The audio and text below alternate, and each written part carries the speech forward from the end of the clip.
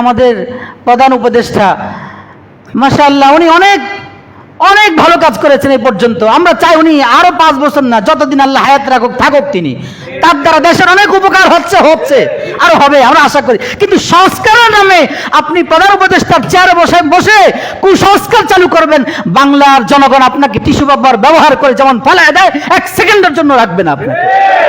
কারণ ইসলামের বিরুদ্ধে যেই কথা বলবো, বাবা হোক আর মা হোক, মুহূর্তের মধ্যে মুসলমানরা এটা মেনে নিতে পারে না। আমাদের সচেতন থাকতে হবে। আমাদের রাষ্ট্র মাশাআল্লাহ দুর্বার গতিতে অগ্রসর হচ্ছে, আমরা দোয়া করি আল্লাহ ওনাকে নিয়ে খায়াত দান করেন, রাষ্ট্রের জন্য আরো কিছু করেন। কিন্তু খবরদার, কিছু করতে হলে মুসলমান রাষ্ট্র এটা, মুসলিমদের রাষ্ট্র এটা, মুসলমানদের ইজ্জত, মুসলমানদের ইসলাম, মুসলমানদের আল্লাহ আল্লাহ রসুলের বিধানের বাহিরে কোনো আইন প্রণয়ন করে সংস্কার করা যাবে না এই দেশে। যেই সংস্কার করবে আর যেই সংস্কার করে সুপারিশ যারা জমা দিবে আর সুপারিশ যারা কবুল করবে, তারা এই দেশের চেয়ারে ক্ষমতায় বেশি থাকতে পারবে না। পিছনে বহু নজিরের আছে। নারী বিষয়ক সংস্কার কমিশনে যতগুলো নারী আছে, এগুলো একটাও ইসলাম কি ইসলামের হামজাও বুঝে না, যার কারণে তারা 40টা প্রস্তাবনা সুপারিশ সরকারের কাছে পেশ করেছে, একটাও ইসলামের সাথে কোনোই মিল নাই। এটাকে এক কথায় বললেই চলে যে কাজের নামে আকাম করেছে, আর কিচ্ছু করে নাই। জনগণের টাকা খেয়েই তো সংস্কার কমিশনের সদস্য হয়েছে, প্রতি মাসে বেতন নিয়েছে না, জনগণের টাকা খেয়ে মুসলমান জনগণ 95% মুসলমানের টাকা খেয়ে মুসলমানদের বিরুদ্ধে আইন প্রণয়ন করার চেষ্টা করছে। ইয়া আইয়ুহাল্লাযীনা আমানুত্তাকুল্লাহা ওয়াল তানজুর নাফসুম মা কদ্দামাত লিগাদ ওয়াত্তাকুল্লাহা ইন্নাল্লাহা খাবীরুম বিমা তা'মালুন ولا تكونوا كالذين نسوا الله فأنساهم أنفسهم أولئك هم الفاسقون آمنت بالله صدق الله مولانا العظيم وصدق رسوله النبي الأمي الكريم ونحن على ذلك لمن الشاهدين والشاكرين والذاكرين والحمد لله رب العالمين। মোহাব্বতের সাথে পড়ুন আল্লাহুম্মা সাল্লি আলা মুহাম্মাদিন ওয়া আলা আলি মুহাম্মাদ কামা সাল্লাইতা আলা ইব্রাহিম ওয়া আলা আলি ইব্রাহিম ইন্নাকা হামিদুম মাজিদ। اللهم بارك على محمد وعلى آل محمد كما باركت على إبراهيم وعلى آل إبراهيم إنك حميد مجيد। আলহামদুলিল্লাহ সুম্মা আলহামদুলিল্লাহ। মহান রব্বুল আলমিনের দরবারে আলিশানে লাখো কোটি শুকর সুজুদ, যিনি দয়া ও মায়া করে দুনিয়ার এই ফিতনার যুগে তসবিহের দানা ছিঁড়ে গেলে, রশি ছিঁড়ে গেলে দানা যেভাবে একের পর এক পড়তে থাকে কোনো বিরতিহীন, ঠিক এমনই এক ফিতনার যুগে আল্লাহ রব্বুল আলামিন আমাদেরকে আবারও তার ঘরে এসে জুমার নামাজের উদ্দেশ্যে হাজিরি দেওয়ার সুযোগ দিয়েছেন। এজন্য পড়ুন আলহামদুলিল্লাহ।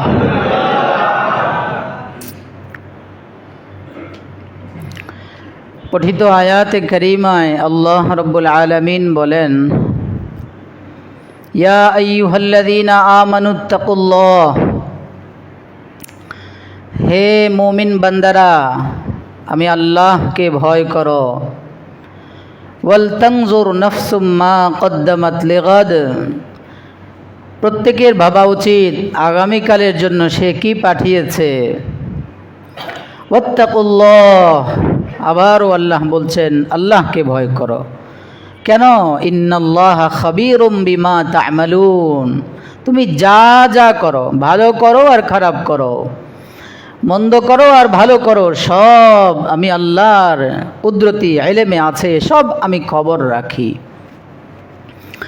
দ্বিতীয় আয়াত আল্লাহ বলেন লা তাকুনু কাল্লাযীনা নাসুল্লাহা ফানসাহুম আনফুসাহুম, ও আমার মুমিন বান্দারা, তোমরা ওই সমস্ত মানুষের মতো হইও না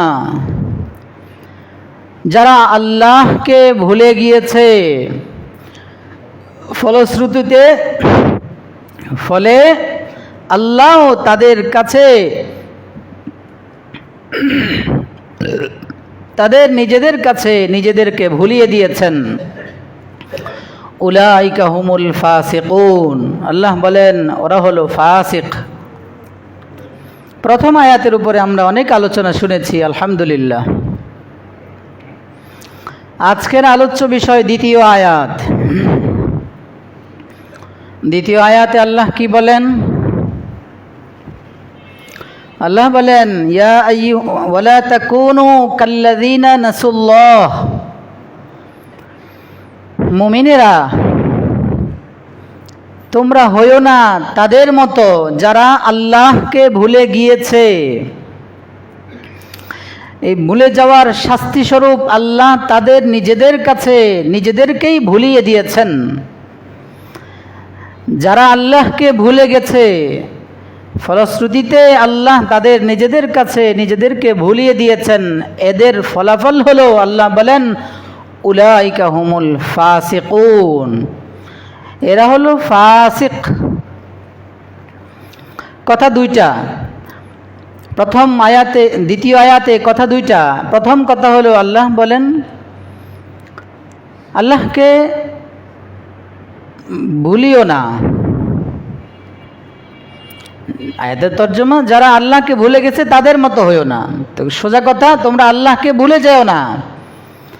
দ্বিতীয় কথা হলো আল্লাহ বলেন যদি ভুলে যায়, এর ফলাফল, এর শাস্তি স্বরূপ আমি আল্লাহ তাকে তার কাছে ভুলিয়ে দিব। এখন কথা দুইটার অর্থ কি? আল্লাহকে ভুলে যাওয়ার অর্থ কি, আবার নিজেকেও ভুলে যাওয়ার অর্থ কি? আল্লাহকে ভুলে গেলে আল্লাহ আমাকে আমার কাছে ভুলিয়ে দিবেন। আল্লাহকে ভুলে যাওয়ার কি উদ্দেশ্য, আল্লাহ কি বুঝাতে চাচ্ছেন? আবার আল্লাহকে ভুলে গেলে শাস্তি স্বরূপ আল্লাহ আমাকে আমার কাছে ভুলিয়ে দিবেন, কি উদ্দেশ্য? তাহলে এক হলো আল্লাহকে ভুলে যাওয়ার অর্থ কি, দুই আমাকে আমি ভুলে যাওয়ার অর্থ কি? মুফাসসিরিনে কেরাম বলেন আল্লাহকে ভুলে যাওয়ার অনেক অর্থ লিখেছেন। নাম্বার ওয়ান, আল্লাহকে ভুলে যাওয়ার অর্থ হলো আল্লাহ যে আমার রব, শুধু রব নয়, আল্লাহ যে আমার একমাত্র রব, এই কথা ভুলে যাওয়া। আল্লাহ যে আমার একমাত্র খালিক, কথা ভুলে যাওয়া। আল্লাহ যে আমার একমাত্র মাবুদ, এটাকে ভুলে যাওয়া। আল্লাহ যে আমার একমাত্র রাজ্জাক, আল্লাহ যে আমার একমাত্র মাবুদ হাকিকি, এটাকে ভুলে যাওয়া। তার মানে তার ঈমান আছে, আল্লাহকে বিশ্বাস করে, কিন্তু আল্লাহ একমাত্র রব এটা ভুলে গেছে। তার মানে সে মনে করে আল্লাহ ভিন্ন আরো কোন রব আছে, মুশরিক হয়ে গেছে। সে আল্লাহকে ভুলে যাওয়ার অর্থ হলো আল্লাহ যে আমার একমাত্র খালিক, এটা সে ভুলে গেছে। বুঝে স্বীকার করে আল্লাহ ভিন্ন আমার আরো কোনো খালিক আছে। আমি সামনে অগ্রসর হলে ব্যাখ্যা বুঝবেন আরো। আল্লাহকে ভুলে যাওয়ার অর্থ আল্লাহ যে আমার একমাত্র সুস্থতা দানকারী, এটা ভুলে গেছে। একমাত্র সুস্থ করনেওয়ালা আল্লাহ, এটা বিশ্বাস করে না, এটা ভুলে গেছে। একমাত্র রিজিক দাতা যে আমার আল্লাহ, এটা সে ভুলে গেছে। একমাত্র সন্তান দেওয়ার মালিক আল্লাহ, এটা সে ভুলে গেছে। তাহলে আল্লাহকে ভুলে যাওয়া মানে আল্লাহকে একমাত্র রব, একমাত্র সন্তান দেনেওয়ালা, একমাত্র খালেক, একমাত্র রাজ্জাক যে আল্লাহ, এটা থেকে সরে যাওয়া। তাহলে সে মনে করে যে সন্তান যেমন আল্লাহ দেয়, যেহেতু আল্লাহকে একমাত্র সন্তান দেওয়ার মালিক মনে করে না, তাহলে আল্লাহ ভিন্ন কাউকে এর মালিকও সে মনে করে। আল্লাহকে ভুলে যাওয়ার এক তর্জমা। রিজিক দেওয়ার মালিক একমাত্র আল্লাহ, রিজিকের পেরেশানি দৌড়ে চলে যায় বাবার দরবারে, সেখানে মান্নত করে। তার মানে সে বুঝাইতে চায় রাজ্জাক একমাত্র আল্লাহ, যে এটা তার ভেতরে নাই।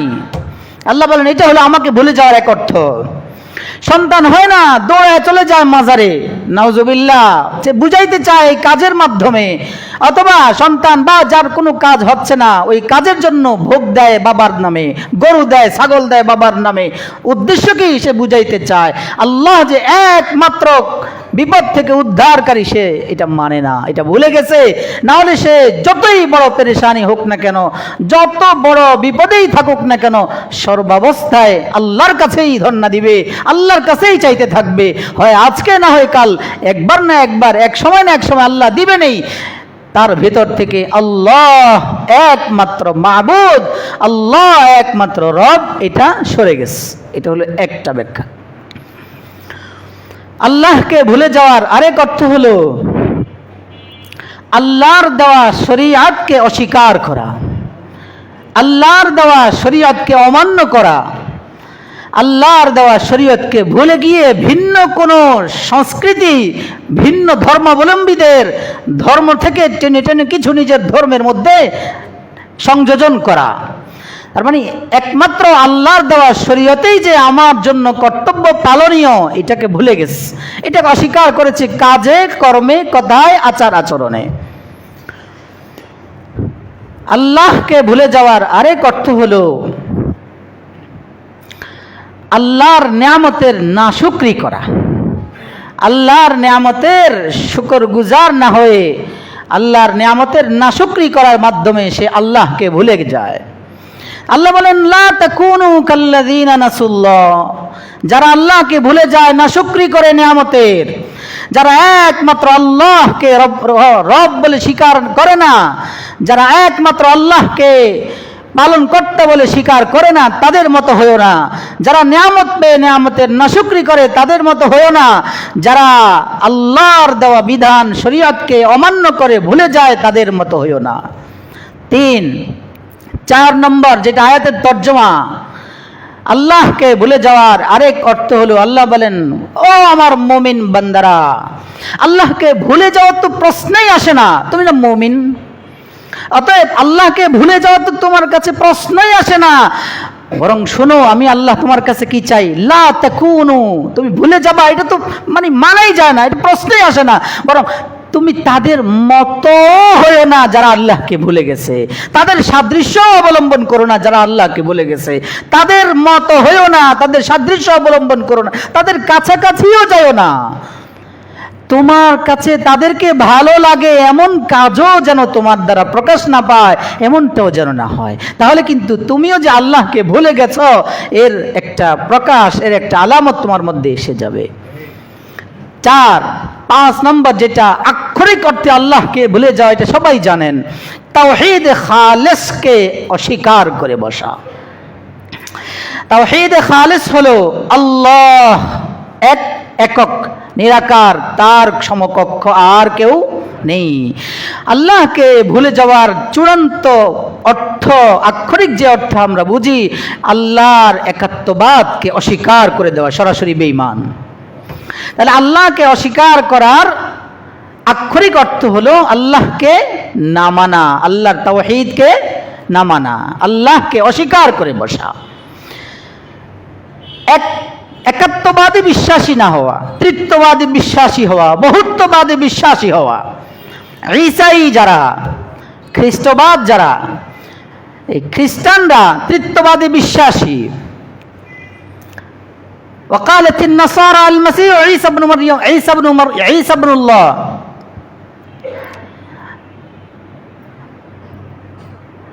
এরপরে ইহুদিরা তৃত্ববাদী বিশ্বাসী, ওয়াকালাতিল ইয়াহুদ উযাইর ইবনুল্লাহ।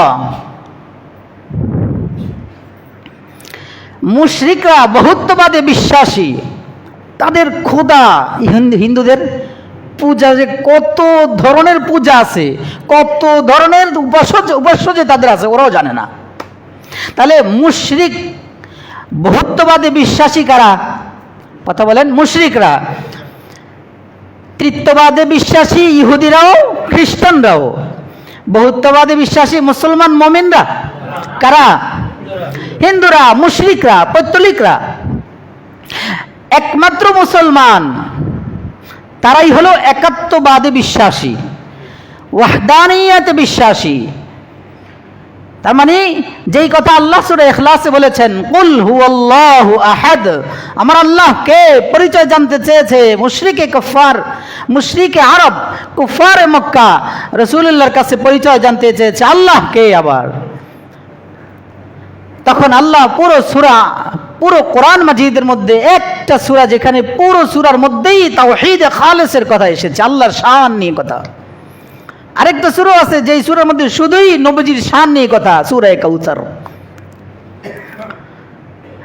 সূরা ইখলাস নাজিল করে আল্লাহ রাব্বুল আলামিন একাত্মবাদ কি সেটা শিখিয়ে দিয়েছেন। কুল হুয়াল্লাহু আহাদ, নবীজি আপনি বলেন আল্লাহকে, ওরা জানে না আল্লাহ হলেন আহাদ, লাইসা ক্বাবলাহু ওয়ালা বা'দাহু শাই। আহাদ, আমার আল্লাহ হলেন আহাদ, তিনি একক। আহাদ কে? আবার আল্লাহুস সামাদ, তিনি এমন আহাদ যে পৃথিবীর শুরু থেকে আজ পর্যন্ত, কিয়ামত পর্যন্ত সমস্ত মাখলুক যার মুখাপেক্ষী, কোন মাখলুকের দিকে তিনি যাররা পরিমাণ মুখাপেক্ষী নন। সে যে তার মুখাপেক্ষী বান্দার মাখলুকের আল্লাহ নন, সমস্ত মাখলুক যার প্রতি মুহতাজ, মুখাপেক্ষী, তিনি হলেন আহাদ, তিনি হলেন সমাদ। সমাদ আবার কে? লাম ইয়ালিদ ওয়া লাম ইউলাদ, যিনি ছেলেও নন কারো, আবার তিনি কারো পিতাও নন। লাম ইয়ালিদ, তার ছেলেও নাই, ওয়া লাম ইউলাদ, তার বাবাও নাই, মাও নাই। ওয়ালাম ইয়াকুন লাহু কুফুয়ান আহাদ, আরে হবে কিভাবে?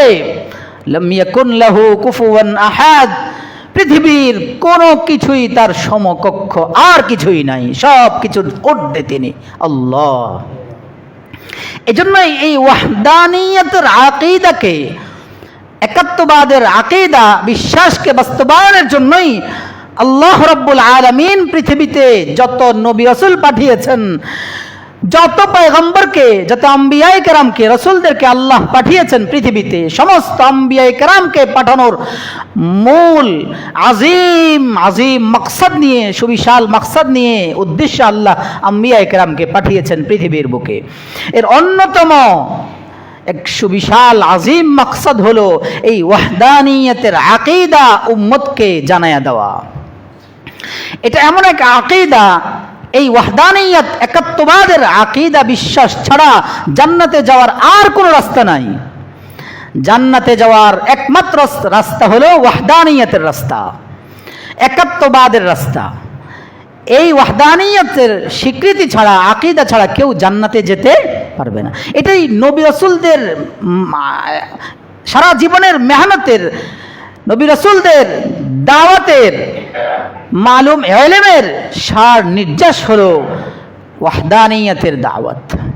সমস্ত পয়গম্বরদের দাওয়াত, মূল দাওয়াত ছিল ওয়াহদানিয়তের দাওয়াত। আর সেই ওয়াহদানিয়ত, একাত্মবাদের বিশ্বাসী মুমিন মুসলমানদের রাষ্ট্রের সংবিধানের মধ্যে একাত্মবাদ বাদ দিয়ে সংবিধান সংস্কার কমিশন যেই প্রতিবেদন জমা দিয়েছে, সেখানে বহুত্ববাদে বিশ্বাসী হওয়ার প্রস্তাব তারা জানিয়েছে। জোরে বলেন নাউজুবিল্লাহ। একটা মুসলমানদের রাষ্ট্র, মুসলিম রাষ্ট্র, যেখানে 95% মুসলমান, সেই দেশের রাষ্ট্রের সংবিধান, সেই দেশের রাষ্ট্রের সংবিধানে একাত্মবাদে বিশ্বাসী না হয়ে মুসলমান বহুত্ববাদী বিশ্বাসী মুসলমানদেরকে করবার জন্য সংবিধানে বহুত্ববাদের প্রস্তাব যারা পেশ করেছে, এদের কত বড় স্পর্ধা আপনি চিন্তা করেন।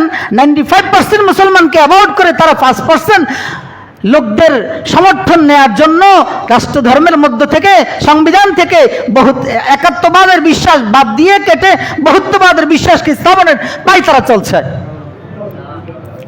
কত বড় স্পর্ধা! এই দুঃসাহস যারা দেখিয়েছে, যেই কলম দিয়ে লিখেছে, ওদের ওই যে হাত দিয়ে লেখা হাত কেটে দেওয়া দরকার ছিল।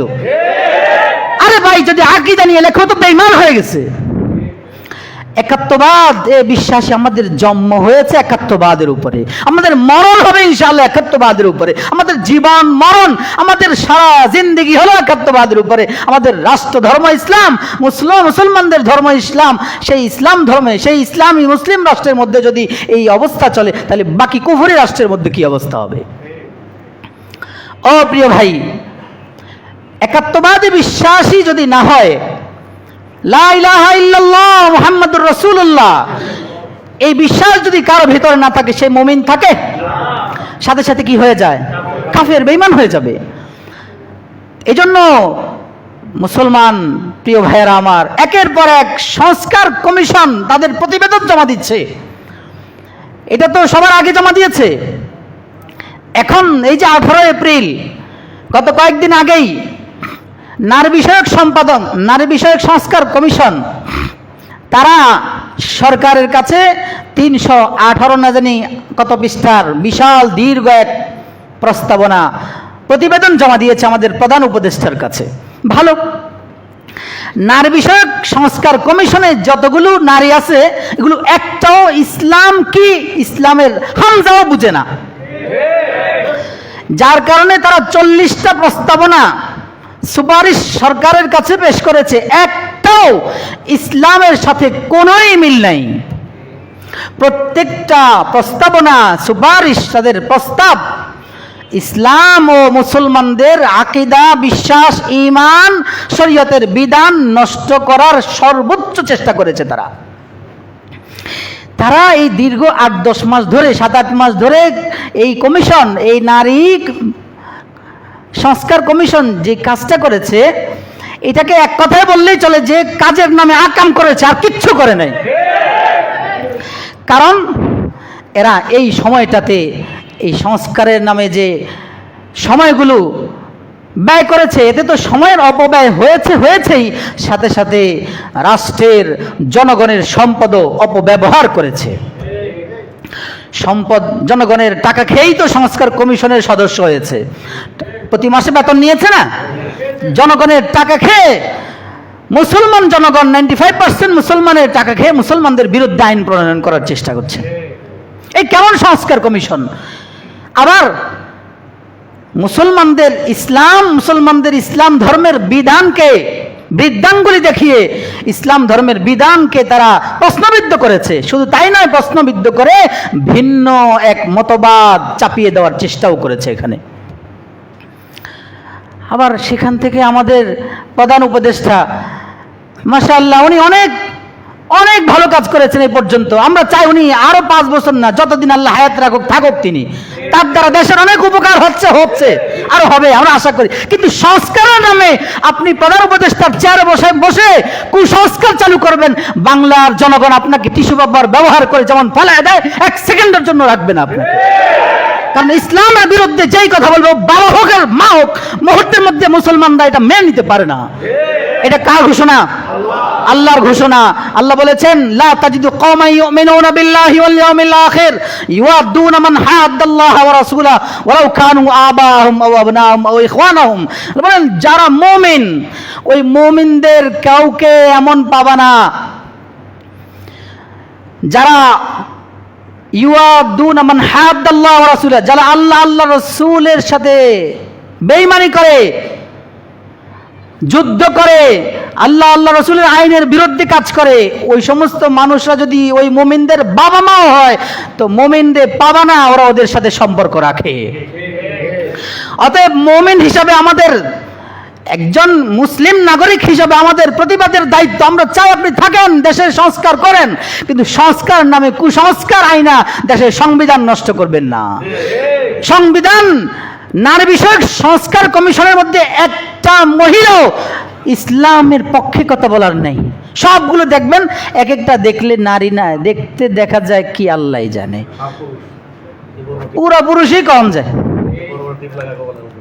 এক একটা কি মুসলমানের, এটা কি মুসলমানের প্রতীক যে এখানে টিপ লাগাবে? অতএব হে আমাদের প্রিয় ভাই, আমাদের সচেতন থাকতে হবে। আমাদের রাষ্ট্র মাশাআল্লাহ দুর্বার গতিতে অগ্রসর হচ্ছে, আমরা দোয়া করি আল্লাহ ওনাকে নিয়ে খায়াত দান করেন, রাষ্ট্রের জন্য আরো কিছু করেন। কিন্তু খবরদার, কিছু করতে হলে মুসলমান রাষ্ট্র এটা, মুসলিমদের রাষ্ট্র এটা, মুসলমানদের ইজ্জত, মুসলমানদের ইসলাম, মুসলমানদের আল্লাহ আল্লাহ রসুলের বিধানের বাহিরে কোনো আইন প্রণয়ন করে সংস্কার করা যাবে না এই দেশে। যেই সংস্কার করবে আর যেই সংস্কার করে সুপারিশ যারা জমা দিবে আর সুপারিশ যারা কবুল করবে, তারা এই দেশের চেয়ারে ক্ষমতায় বেশি থাকতে পারবে না। পিছনে বহু নজিরের আছে, বহু উপদেশ, বহু উদাহরণের আছে। চেয়ার যদি চান তো সেটা যেন সেই সুপারিশ যারা করবে তাদেরকে বোর্ড নির্বাচনের সময় দেখতে হবে ইসলাম দেশ, মুসলমানদের দেশ, ইসলামিক মাইন্ডের লোক থাকতে হবে এখানে, যেহেতু কাজটা হবে ইসলামিক। দেখেন আপনি, আমি আর বুঝাই আপনি কি করেছে তারা। এই নারী সংস্কার কমিশন নামে এরা অনেকগুলো, আমি সব তো আর বলতে পারবো না, সময় অনেকটাই শেষ, একটার মধ্যে আবার শেষ করতে হবে। ওরা একটা প্রস্তাবনা পেশ করেছে, একটা সুপারিশ পেশ করেছে, দেখেন কতটা নোংরা, যেটা নোংরা ওইটাই ধরি আগে নাকি। নারী যৌনকর্মীকে শ্রমিক স্বীকৃতি দিতে হবে। সবাই বুঝেন নাই, নারী যৌনকর্মীকে শ্রমিক স্বীকৃতি দিতে হবে মানে কি? আপনি গার্মেন্টসে কাজ করেন, শ্রমিক। আপনি কৃষি কাজ করেন, কৃষক শ্রমিক। তো আপনার এই কৃষি কাজ করার এই একটা শ্রম, এই শ্রমের বিনিময়ে আপনি দিন মজুর, মাটি এখান থেকে নিয়ে ওখানে মাটি ফেলান, এটা আপনার একটা শ্রম। এটা মূল্য দিয়ে প্রতিদিন আপনি দিন মজুর হিসাবে 500, 1000 আপনার মূল্য থাকে, আপনি এটা নিয়ে আসেন। ঠিক আপনি কৃষক, দিন মজুর, তা আপনার কৃষি কাজ করে, এটা আপনার শ্রম। এই শ্রমের মূল্য দিয়ে আপনাকে দিন শেষে একটা মজুরি দেয় মালিক পক্ষ। আপনি গার্মেন্টস সেক্টরের শ্রমিক, তা আপনাকে এখান থেকে দিন হোক মাস হোক একটা পর্যায়ে আপনার শ্রমের মূল্য দিয়ে আপনাকে কি দেয়? শ্রম বিনিময় আপনাকে দেয়। এখন নারী যৌনকর্মী যারা, তাদেরকে শ্রমিক স্বীকৃতি দেওয়ার অর্থ কি? স্বীকৃতি দেওয়ার অর্থ হলো নারী যারা এদের যৌন কর্মটাকে একটা শ্রম, একটা পেশা হিসাবে আখ্যা দিচ্ছে তারা। আরো বুঝেন, মানে জিনা, বেবিচারকে, আরো ভেঙে বলতেছি, বেবিচারকে, জিনাকে এটা একটা পেশা হিসাবে স্বীকৃতি দেওয়ার জন্য প্রস্তাব দিয়েছে এই নারী সংস্কার কমিশন। কত বড় গাধা, কত বড় বেহাঙ্গাম, বেলাজাব হতে পারে। তার মানে তারা চাচ্ছে দেশের বিভিন্ন জায়গায় পতিতালয়, বেশ্যাখানাগুলোকে বৈধতা দেওয়ার জন্য প্রস্তাব। এটাই তো আর কি। আপনার মেয়ে যা জেনা করবে আর বলবে 1 ঘন্টা টাইম পাস করবা, 500 টাকা দিবা, এটা বৈধ। তাদের সুপারিশ এটাই। আরো নোংরা, এটাকে আরো আরো আরো বাস্তবায়নের জন্য আরো কি করছে দেখেন। এবার বলে সিঙ্গেল মাদার স্বীকৃতি দেওয়া। এদের আরেকটা প্রস্তাব ছিল সিঙ্গেল মাদারকে স্বীকৃতি দেওয়া। বুঝেন না? এটা সন্তান হওয়ার জন্য স্বামী আর স্ত্রী লাগে। সন্তান হয় কি শুধু মা থেকে না, বাবা মা দুইজনের পরে কি হয়? সন্তান হয়। এখন এরা চাচ্ছে সন্তান হলে, আমাদের ইসলাম ধর্মের বিধান হলো সন্তানের নসব, বংশ বিস্তার হবে বাবার পক্ষ থেকে। কার পক্ষ থেকে? সন্তান জিজ্ঞেস করে তোমার বাবার নাম কি? স্বাভাবিকভাবে পরিচয় কি হয়? বাবা দিয়ে হয়, এরপরে মা থাকে। কিন্তু সিঙ্গেল মাদার স্বীকৃতি দেওয়ার অর্থ হলো এরা চাচ্ছে নারী বলতে চাইবে যে আমার, ওই তাসলিমা নাসরিনের কথা আর কি, যে পেট আমার, জমিন আমার, চাষ আমি যেখান থেকে করি, আমার যেখান থেকে মন চায় সেখান থেকে সন্তান নিব।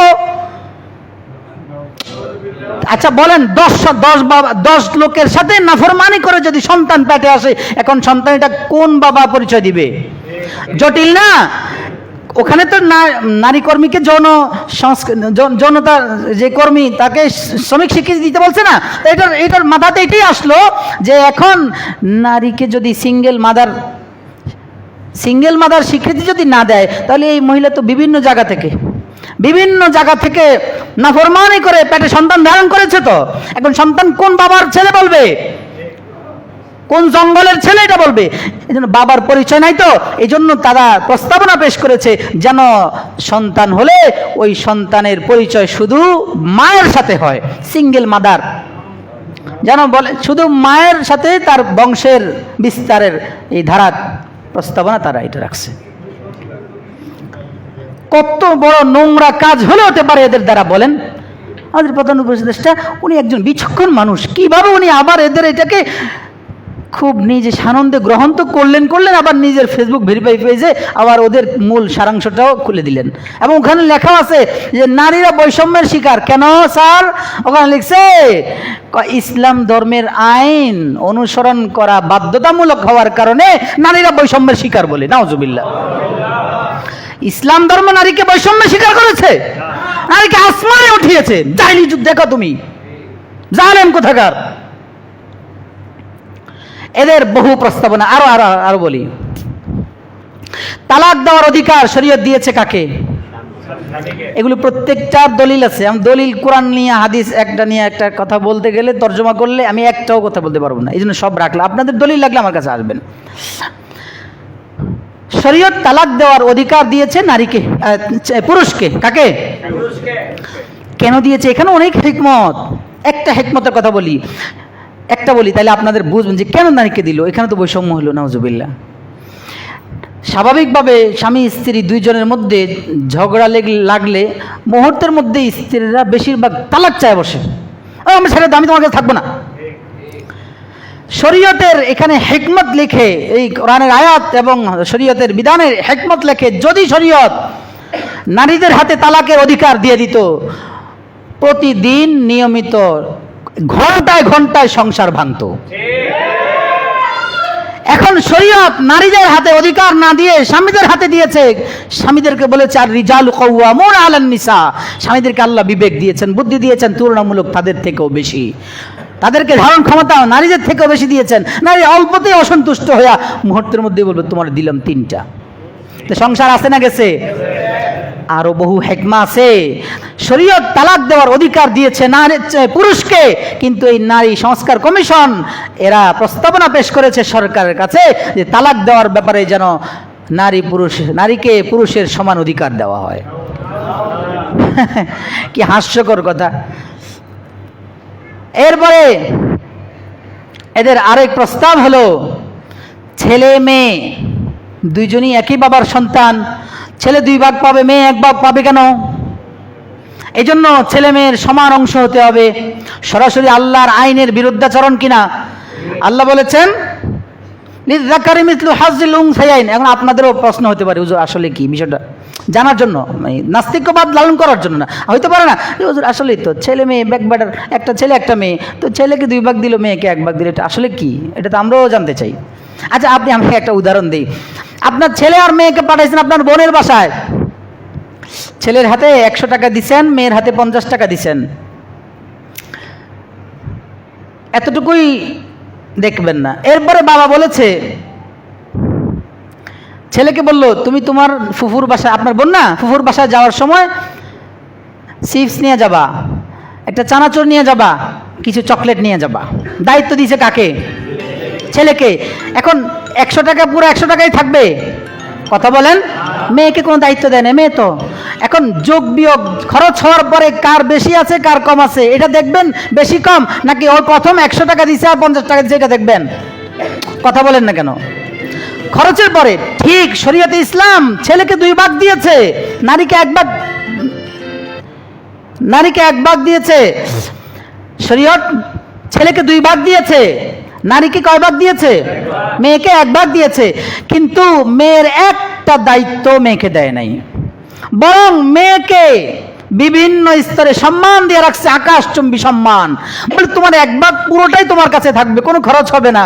ছেলেকে বলল তুমি যদি বাবা হও তাহলে ও তোমার মেয়ে, যতদিন মেয়ে তোমার কাছে থাকবে বিবাহের আগ পর্যন্ত ওর ভরণ পোষণ তুমি বহন করবা।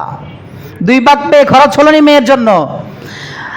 আপনি ছেলে যদি স্বামী হয়, এবার স্বামীকে বলবে, স্ত্রী তো পেয়েছে বাবার বাড়ি থেকে, স্বামীকে বলবে ও তোমার স্ত্রী, এতদিন তো বাবার কাছে লালিত পালিত হয়েছে, বাবা খরচ করেছে, এখন এবার সেই স্ত্রী হয়ে গেছে মেয়ে।